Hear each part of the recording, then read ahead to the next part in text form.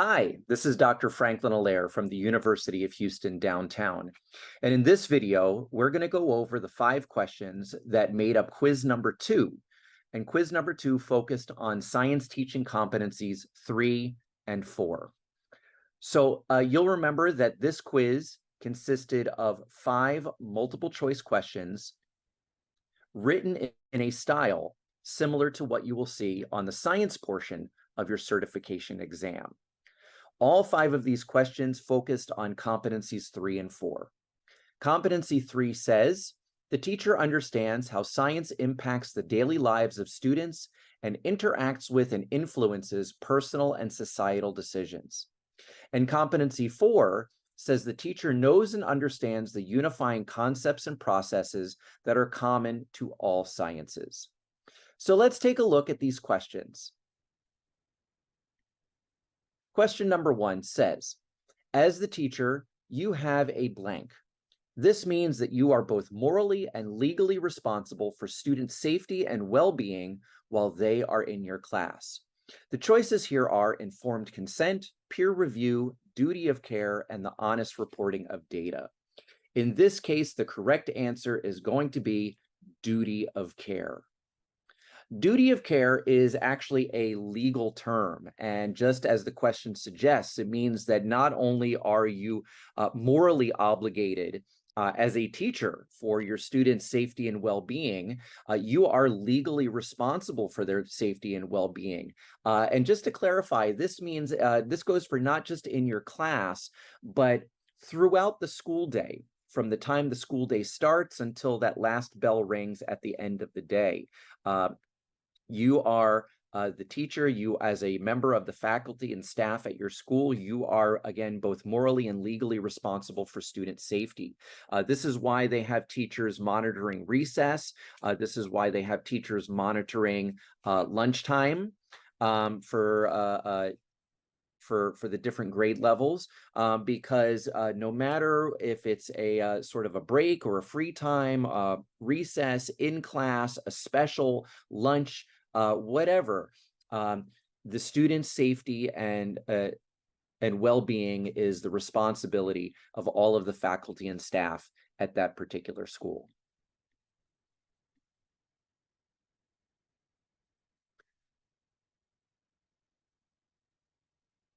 Question number 2 says, the blank is about sharing the results of experiments regardless of whether a hypothesis was right or wrong. So the correct answer here is going to be the honest reporting of data. One of the things that can be troubling, especially in the sciences, is that students and adults to a certain extent, we are really trained, and sometimes some people might even say indoctrinated, to believe that there is a right and wrong answer. And of course, human nature being what it is, nobody wants to be wrong. But in science, oftentimes some of the best science gets done when things don't go according to plan, when things do go wrong. Some of the best science starts with, gee, that's interesting, because something didn't go correctly in an experiment. So we really want to help students to understand that it is okay to be wrong, and that by being wrong, we eventually get to right. And this is that honest reporting of data, that we don't want students to be afraid that if they don't report the right answer, the quote unquote right answer to something, that they are going to be wrong and they're going to get an F, and bad things are going to happen. So again, we want to encourage students in science, particularly when we're doing inquiry, design thinking, some kind of an experiment where there might be multiple opportunities to revise something that's going on. We want to encourage them to, first of all, of course, always be honest, but in this case, to honestly report the data that they are collecting.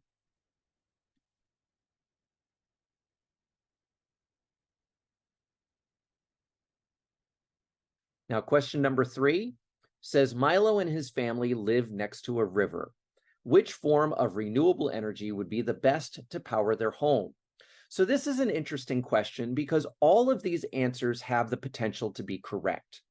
So this is really more of a test-taking strategy kind of a problem in which we need to figure out what the most correct answer is going to be. In this case, the most correct answer is going to be hydroelectric. Now, you might be asking yourself, first of all, well, what is hydroelectric? Hydroelectric is the process in which we get electricity from water, particularly moving water. If you've ever gone to Las Vegas and you've gone to visit the Hoover Dam is a great example of hydroelectric power generation, where the river was dammed up. That's what created Lake Mead. And so as the water flows through the dam, it turns giant turbines, creating electricity. And that electricity gets used to power Las Vegas and the surrounding area of parts of the West and the Southwest. Now, wind power, I think we're all familiar with, especially living in Texas. There are huge wind power plants when you get down into the southern part of the state. Solar is, of course, getting electricity from the sun. Geothermal may not be something that you're too familiar with, but geothermal is getting electricity from the heat that's within the earth. And in order for you to use geothermal power, you have to live someplace that is geologically active. Now, why is hydroelectric the most correct answer in this problem? It's because the problem very clearly states that Milo and his family live next to a river. Could they get electricity from wind power? Yes, they can. Could they get electricity from solar power? Yes, they can. Could they get electricity from geothermal power? Yes, they could. But because the problem specifically says that Milo and his family live next to a river, the most correct answer in this case is going to be hydroelectric.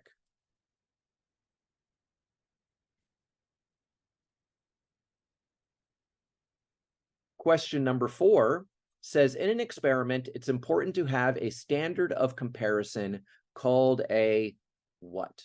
And our choices are universal, control, meter, and hypothesis. The correct answer here is going to be control. Now, as educators or teacher candidates even, we are all very familiar with the word standard. We see that all the time, that standard is something that we use for comparison purposes. So for instance, in the K-12 classrooms, in EC6 classrooms in particular, we are using standards to gauge how students are, the knowledge that students have at the end of a particular marking period, semester, or the grade level year. In science, we have a standard of comparison that we call a control. And so the control is kind of thinking about an experiment, particularly an inquiry experiment, where you might get to make some changes. The control might be a demonstration that the teacher does, or it could be a version of an experiment that everybody does in exactly the same way. So for instance, you may be doing an experiment where you're dropping a paper helicopter. So all of the students or the groups of students in your class will make the paper helicopter the exact same way, the same size, the same shape. The blades will be the same size and shape. They're all made out of the same kind of paper. They might all have the same size and type of paper clip, providing just a little bit of weight to them. So everybody makes the same paper helicopter, everybody drops it from the same height to see that what happens with their paper helicopter. That becomes the control, because now you can start doing some things to create an experiment. So students could do things like making the propellers longer or shorter. They could try using bigger or smaller or a greater number of paper clips. They could make paper helicopters bigger or smaller. They can make paper helicopters out of different materials. So there's a lot of different directions that they can go, all of which are going to have an impact on how quickly or slowly that paper helicopter falls to the ground. But that original time that they dropped their paper helicopter, that becomes the standard, that becomes the control. Another way to think about this would be cooking. If you're like me, I like to cook at home.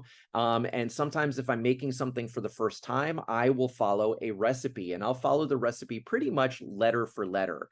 And then that becomes a control. The first time that you make it, you follow that recipe. And then maybe the second time you make it, you say, well, you know what? I wish it would had a little bit more pepper. I wish it had a little bit more red pepper. I wish it had a little bit less salt, or I wish that I used chicken stock instead of beef stock, or maybe I want to try making it with chicken thigh rather than chicken breast, or something like that.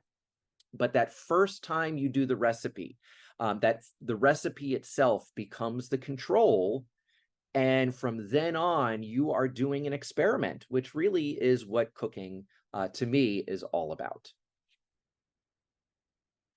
Now, last but not least, in quiz number 2, I always include this question in here because a lot of folks have a particular instructor when it comes to their natural science courses. And even though he's a really good friend of mine and I like him a lot, and I'm not going to name drop here because I don't want to shame him, but sometimes he'll refer to a hypothesis as an educated guess. And I really don't like that term. So number 5, while mistakenly called an educated guess, a hypothesis, that's going to be the answer here to question number 5. A hypothesis is a statement that describes what you think will happen during an experiment and why. And so I don't like the term educated guess, because with a hypothesis, there's really not a whole lot of guesswork that goes into it.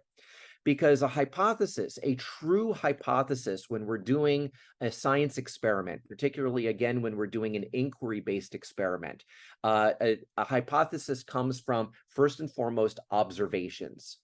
What did you see happen when you dropped your paper helicopter? Okay, how quickly or slowly did it drop to the ground? How quickly did it spin around as it dropped to the ground? So you're making observations. Secondly, a second basis for your hypothesis is going to be research. What do you know about the phenomenon that you're researching? What do you know about gravity? What do you know about air resistance? What do you know about friction? What do you know about rates of reaction if you're doing a chemistry experiment? And so really just because of those two things, that takes a lot of the guesswork out of it, because you're not just coming up with a hypothesis out of thin air. You are again basing it off of experiences through observation as well as research. So it's not really a guess. It might be educated, but it's really not a guess. But one of the most important things about a hypothesis is, again, that it's 2 parts. It describes not only what you think will happen during an experiment. I believe that if I made the propellers on my paper helicopter shorter,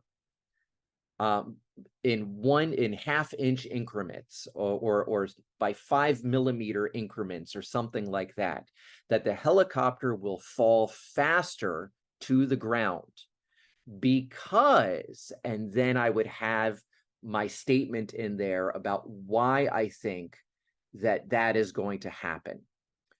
If I put Alka-Seltzer tablets into hot water, they will dissolve faster than in room temperature water, because ... You offer an explanation of why you think something is going to happen. And that's what makes a hypothesis special. And that's what makes it a very specific part of, for lack of a better term, the scientific method. And so that's going to do it for quiz number 2, the 5 questions that make up quiz number 2, again, focusing on science teaching competencies 3 and 4. I hope you found this video helpful. And of course, if you have any questions about these competencies or any of the other competencies that we're going over as part of EED 3315, please do not hesitate to email me, send me a message through Remind, or talk to me in class. Until then, thanks so much for watching, and I'll see you in class.